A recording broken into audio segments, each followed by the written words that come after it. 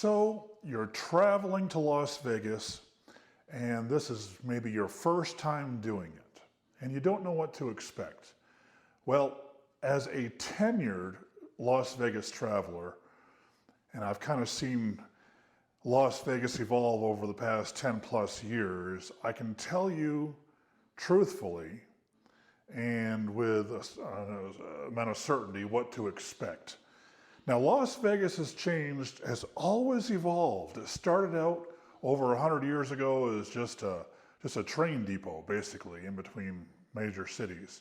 And then it grew. The Mormons came, and they eventually, the Hoover Dam came, and they needed prostitution for the workers and drinking establishments and things. And of course, gambling crept in too. And after that, like in the 40s and 50s, the mob got involved, gangsters and things like that. In the swinging 60s, and it always kept growing from just a small desert town into kind of a cowboy west into what you see today, this megalopolis of Sin City, essentially. So how do you navigate that? How do you arrive at the airport or drive or however you're getting there and get the best bang for your buck, the most for your money? Well, I'll tell you. So in the amount of time that I've traveled to Vegas, the first time I traveled to Vegas, I went for business. I was working in Arizona, working for the city of Mesa, and they sent me up for a tech conference at the conference center. And so I went with one of my coworkers, kind of like a friend. He had been to Vegas many times, so I kind of got handheld essentially as to going here and there and everywhere, and that was nice. So if I had just gone by myself, it would have been, well, I don't know. So rule number one when you're traveling to Vegas is don't plan. If you're planning, you're making a huge mistake. Absolutely just wing it and play it by ear. That's what I do. And it's really, it's paid off. So Las Vegas is separated into two separate areas, basically. The older area, which is called Fremont Street, to the north of the Las Vegas Strip, is the older, used to be the gangster area back in the day. And that's where you have, if you go on YouTube and look at the Fremont Street Experience, you'll see they have, it's like one big long street. It's covered by an LED screen. It actually really is fun. And they have street performers, and the street is lined with hotels and restaurants. But it is the older area. They have older hotels. There's older, smaller. There's some historic stuff to look at there. And on the southern part, where the main strip is, what they call the Strip, the Las Vegas, that's where all the main casinos are, like Caesars Entertainment, Paris, Trump, Luxor, the Pyramid, and just at the very southern tip is Mandalay Bay. It's just south of it's right next to the Luxor Hotel and Casino. I jokingly call Mandalay Bay Lederman Bay. It's kind of like an entry-level strip experience for steerage or Freemasons. The British call them steerage. We just call them, back in the day, Brigham Young called them Negroes. Today we call them niggers. But, if they want to have an experience in Las Vegas and someone's kind of holding their hand and, well, you take them to Lederman Bay and they, lick their lips or something, and somebody gives them a, 400-pound taco and they call it good. So my first experience was at going to a technical conference for work. It was all paid for. There was no risk. My meals were paid and everything. So it's kind of funny because, I'm good friends with my coworker, and we're roughly the same age, and the first thing we do is we were staying at the Westgate Hotel and Resort, which is right next to the conference center in Las Vegas. It's off of the main strip just slightly, okay? and you can get there by monorail to the main strip. So we checked into the hotel. We got a taxi. We checked into the hotel. We had separate rooms, and so we decided to eat. I'm kind of relying on him, kind of like, where do we go? What do we do? And we went to this Italian restaurant in the Westgate Hotel. This is right next to the Conference Center. And so we sit down. The waiter comes out. He's a guy, and he first thing, Italian restaurants, they'll bring you out bread, kind of with oil dipping sauce. And so he brings us out bread and one little dish of olive oil. And I just kind of told him, I said, it's double dipping. I said, we're not gay. I said, we need two. And so, just like, I'm not going to eat after him. I didn't say that, but so my friend's name was Maurice. He said, now he's going to like spit in it or something. He's like, so you have to know etiquette when you go to Las Vegas. Just simply say, I would like another dish of olive oil or dipping sauce. So there's that there.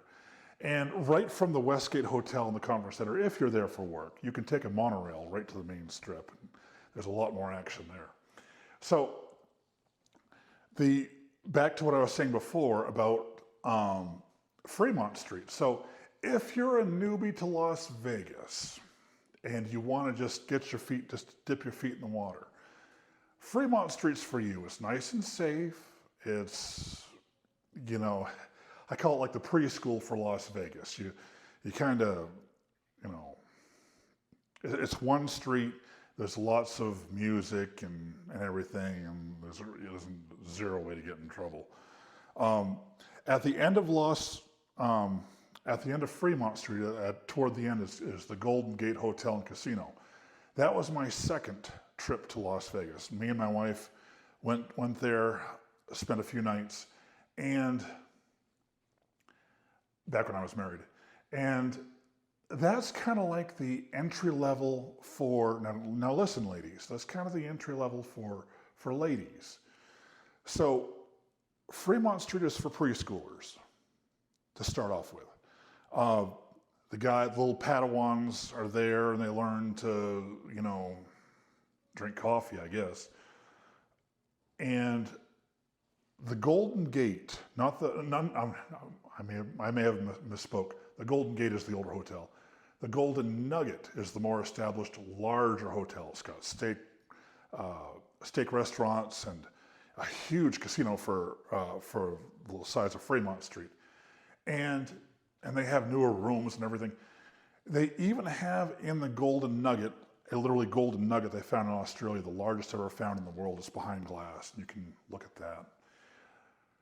So, and they have a pool. They have a huge pool in the Golden Nugget.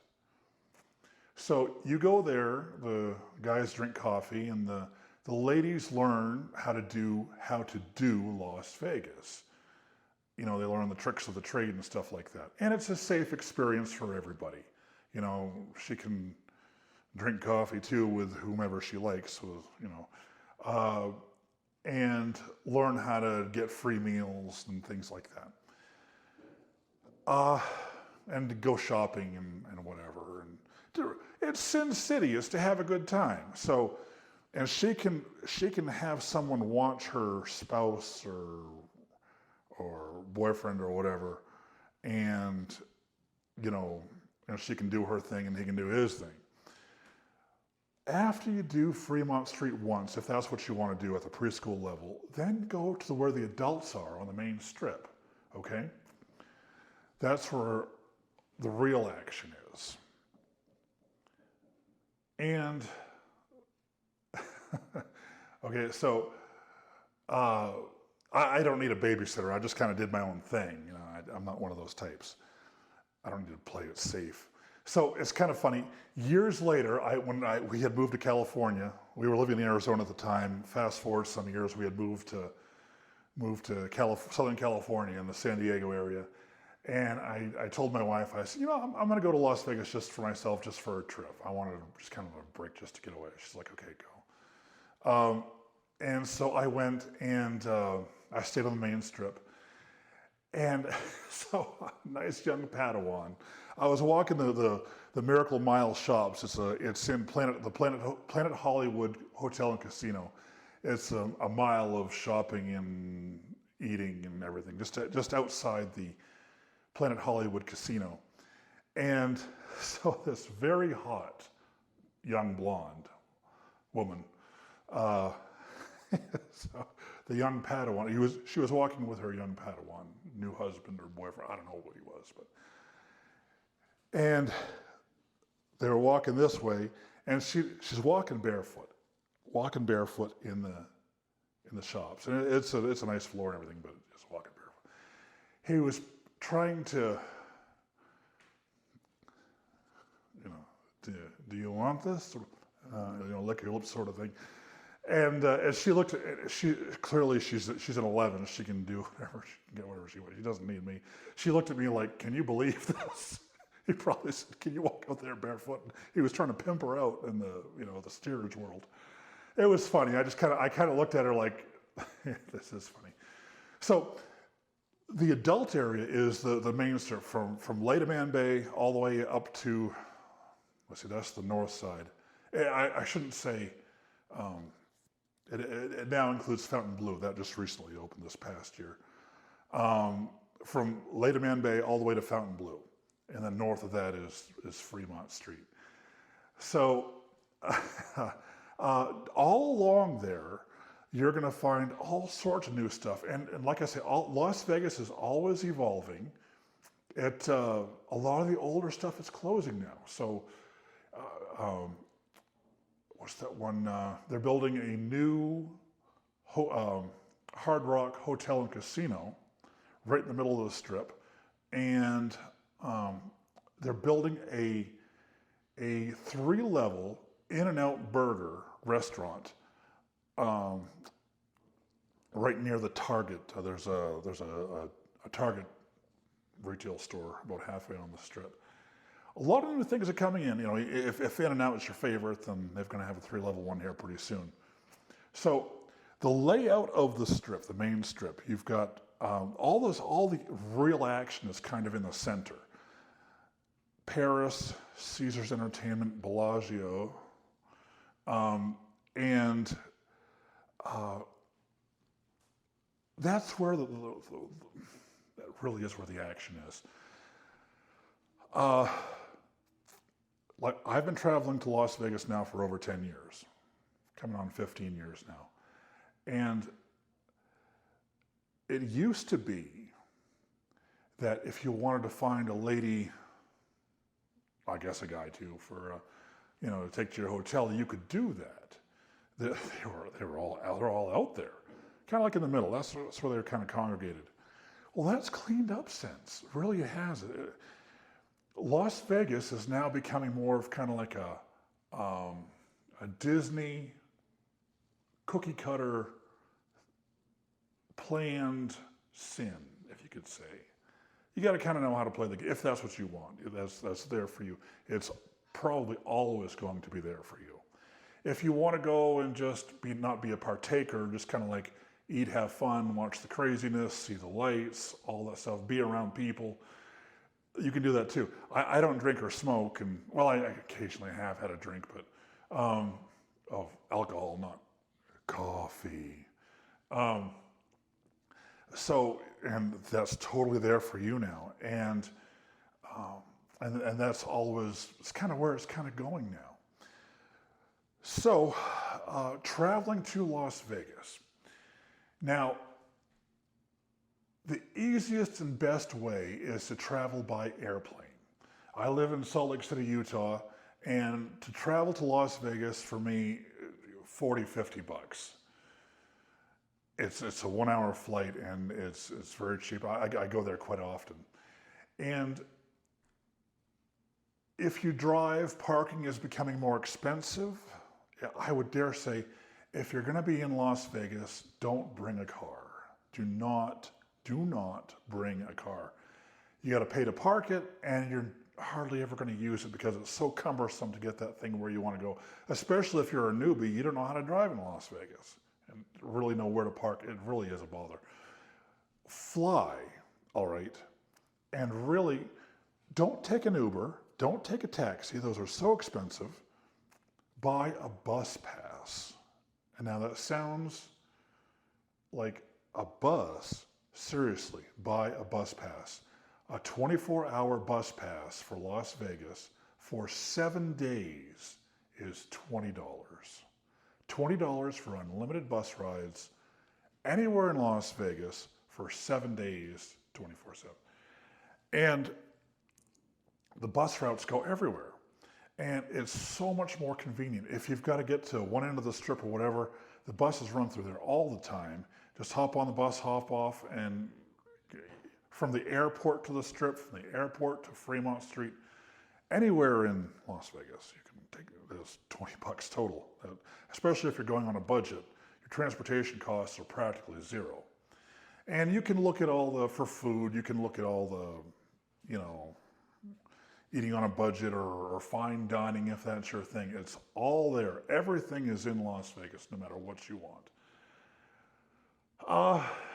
And as for quality of hotels, it runs the full range. Now, I tend to be somewhat of a budget traveler. I'm a pensioner, so I don't have an unlimited budget for luxury. So, but I don't want to stay at a Motel 6 either. And if you're looking at prices of hotels between Fremont Street and the main strip, really they're about on par, seriously. That's why I tend not to stay on Fremont Street, even with an unlimited bus pass and everything. They're smaller hotels, they're older hotels, and it's just, For roughly the same price, you can stay at Flamingo, which is an older but very nice hotel. Spacious room. You can look at all the reviews for. I'm not going to name them all, but if you look on the main strip, kind of like the budget priced hotels are going to be Flamingo, Horseshoe. Paris starts to creep up in price, but I like staying at Paris. Leidemann Bay is pricey, but for those who want the Leidemann experience, they're going to pay for that. But right next to it is Excalibur and the Luxor. Those are budget-priced hotels that are nice. I see reviews for Excalibur. I've stayed there many times. I think Excalibur is judged too harshly. I've always enjoyed my experience there. It's a discount hotel for the strip, but it's still, I've never had a problem there. I've stayed at most of the ones except for the luxury ones. Now Bellagio is a little pricey. They have motorized curtains and all that stuff. And some people want to stay at Bellagio just for, I was at the Bellagio. If you're of the Asian persuasion, some people are, you'll want to stay at Wynn or Encore. I think they've changed the name of Encore to W now. And if for a really like above like Paris and that, you're going to have Caesars and the Venetian. And then of course for the kind of like the upscale business traveler sort of thing, you're going to have like Aria and all those. Those are if you can afford it, you already know about it. So. And what else can I tell you about Las Vegas?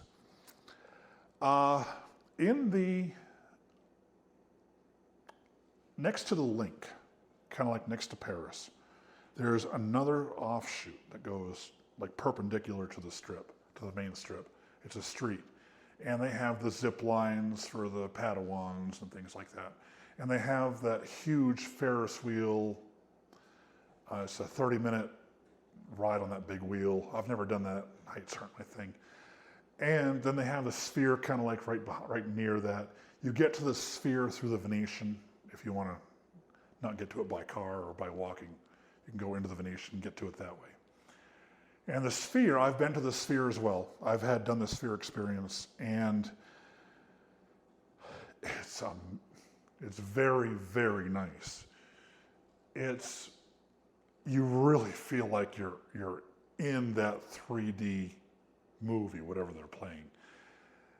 If you're scared of heights, don't go any higher than mid-level. I don't really like heights.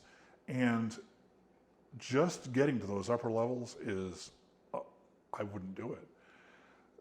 So just as a warning, if heights don't bother you, go to the top.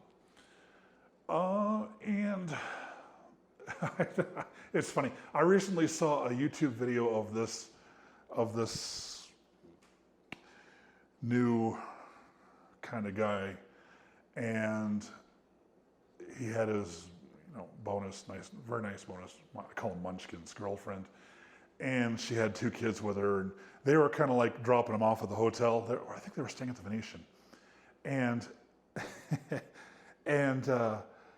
so they were kind of like, well, let's just drop them off, because we want to go out and have fun with people. She didn't say that, but she was kind of like, So he was given the tour of the hotel room. All right. Oh, this is here. Oh, and look at this and look at that, and oh, we have a view of the Sphere. So he opened up the window, and he said, "This is the Sphere. Why go to the Sphere when you can see it from your hotel room?"